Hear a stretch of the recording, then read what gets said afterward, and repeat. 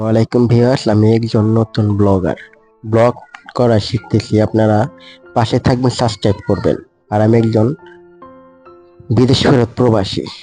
আমি আজকে আসলে যাব হলো সাভার বাস স্ট্যান্ডে। বাড়িতে বসে থেকে থেকে এবং অসুস্থ তো আমি, বাড়িতে বসে থেকে থেকে অনেক অর্থনৈতিক সংকটে পড়ে গেছে। তাই ভাবলাম, এতগুলি টাকা ধরা খেলাম, বিদেশ গিয়ে প্রায় 7 লক্ষ টাকা ধরা খেলাম। তাই ভাবলাম একটু আমাদের সাভার বাস স্ট্যান্ডের পাশেই বাসা। তাই ভাবলাম ওখানে গিয়ে দেখি ফুটপাতে কোনো অল্প পুঁজিতে ব্যবসা করা যায় কিনা। আমি রিক্সা নিয়ে ডাইরেক্ট বাস স্ট্যান্ডে সিটি সেন্টারের ওখানে নেমে আসলাম। চলে আসলাম। চলে আসার পরে আমি দেখবো আসলে যে ফুটপাতে কোনো জায়গা আছে কিনা, কোনো ব্যবসা করা যায় কিনা। আমি রাজ্জাক প্লাজার সামনে চলে যাওয়ার পরে দেখলাম আসলে কোনো জায়গা খালি নেই, এমনকি রাস্তার মাঝখান পর্যন্ত চলে গেছে যারা ব্যবসা করে। আসলে আমি কোথায় বলবো বা কিভাবে বলবো? হাঁটতে হাঁটতে ঘুরতেছি কিভাবে কি করা যায়, আসলে কোনো জায়গায় তো খালি নেই।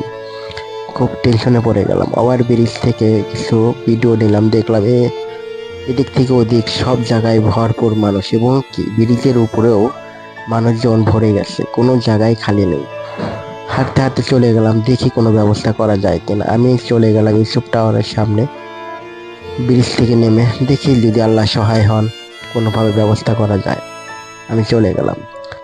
আসলে আমি চাচ্ছিলাম যে ফুটপাতে যদি জুতার ব্যবসা করা যায়। আমার মামা শ্বশুরের একটি জুতার কারখানা আছে, সেই পরামর্শটা দিয়েছে। এই চলে গেলাম, দেখি এখানে অনেক জুতা বেচা কিনি করে। তো এই ভাইটার সাথে কথা বলার চেষ্টা করলাম।